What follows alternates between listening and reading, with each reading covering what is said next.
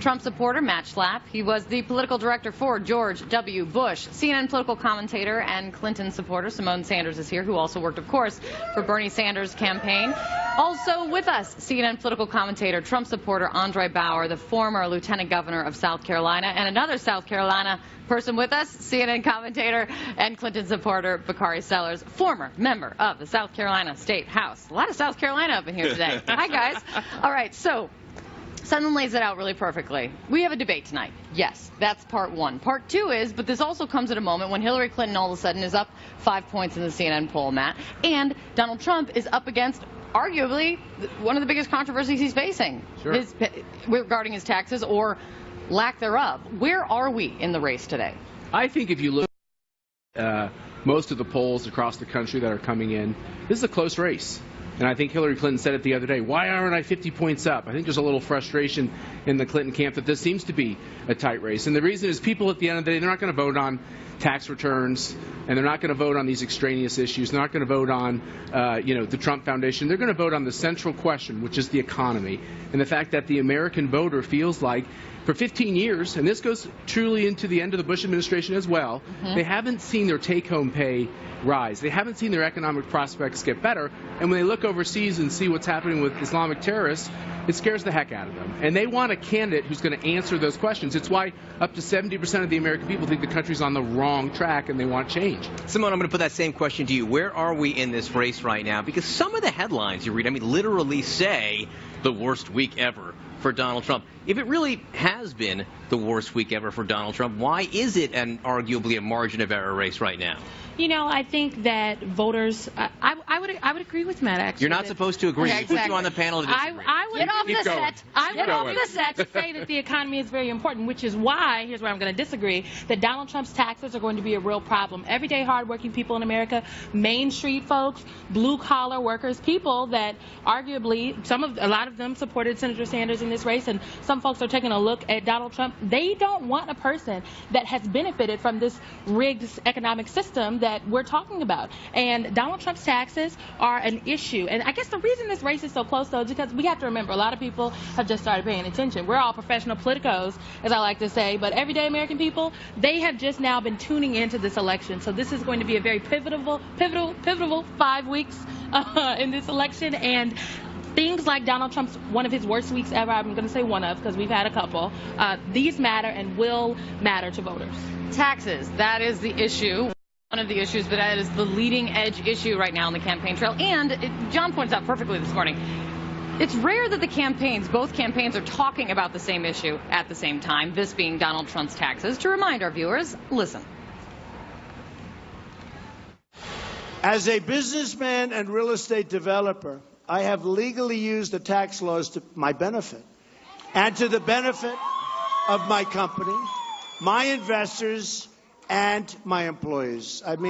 Honestly, I have brilliantly used those laws. Back in the 1990s, Trump apparently lost $1 billion in a single year on bad investments and failing casinos.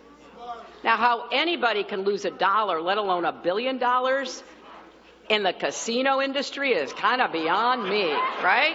What kind of genius loses $1 billion in a single year? To the genius on the panel, Bakari Sellers. I say only half joking.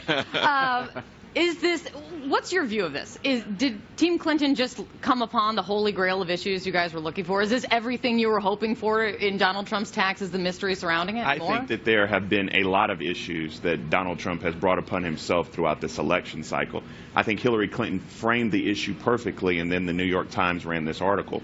But yes, Donald Trump did lose nearly $1 billion, which was 2% of all the net operating losses filed for every American in the United States. He was 2% of the losses that were incurred in the entire United States. And what it does is it goes to the heart of his whole campaign, that he is some brilliant businessman, and he's not. And the Charlotte Observer even stated today that Donald Trump isn't brilliant, Donald Trump isn't smart, Donald Trump is a freeloader. Who takes care of all of those resources? Who takes care of all of those services? government provides Donald Trump and his family. It's the little people. It's the little people who he stiffed, and it's the fact that he's not paying taxes, as Simone said, which are going to drive middle-class Americans and average, everyday working Americans crazy. Andre, obviously, we want to give you a chance to respond to this. You're actually in the real estate business. And as an aside here on politics, look, you cover campaigns.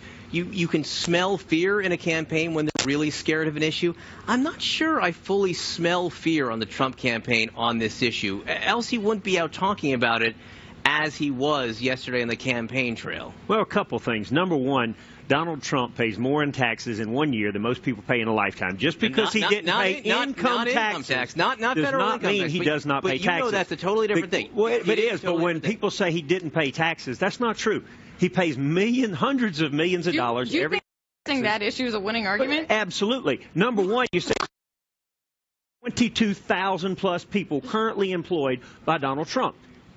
Over $9.5 billion in annual revenue. So there's a lot of people that may say, you say he's not paying income taxes, but I have a job because of him. And so everybody has down years. So for Hillary Clinton to talk about, hey, what kind of businessman is he? She wrote off $700,000, and all she does is give political speeches. So no, she doesn't know what it's like to have things that you can appreciate. Real estate, it takes you get a 40-year depreciation for real estate. To say he wrote off 18 years is incorrect. That's what, by law, he has. That's how long he has to use that write-off.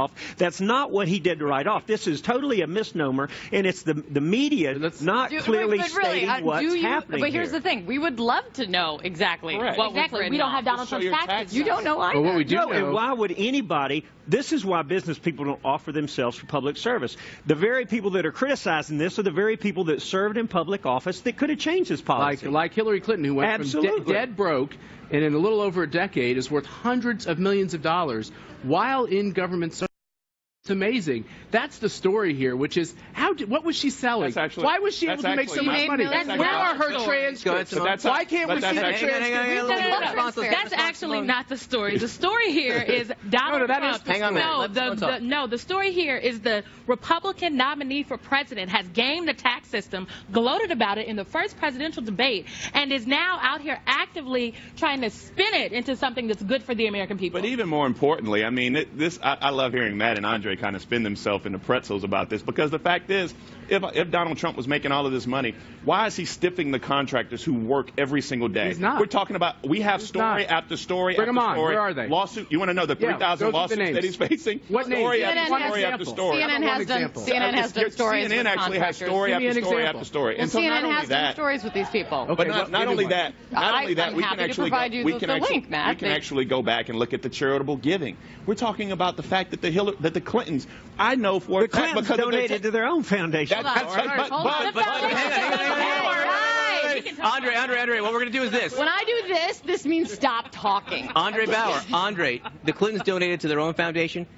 Donald Trump hasn't donated to his since 2007. But John, that's actually interesting. not true. The Clintons have two foundations. They actually have a warehouse, which is the Clinton Family Foundation, and then they have the Bill and Hillary Clinton Foundation, which we refer to as the Clinton Foundation. And yes, they do donate money, a lot of money, $20 million to the Clinton Family Foundation, to the Clinton Family Foundation, which is how they then dole out grants to other programs. So yes, it's a misnomer, and that's just the fact, because we know this. Because we've seen their taxes. And that's how his daughter gets a $900,000 part-time job. That's right. Whoa. Out of the Clinton Foundation. Out of the Clinton Foundation. Nobody gets paid from the Clinton Foundation. She didn't get paid for Travel as well.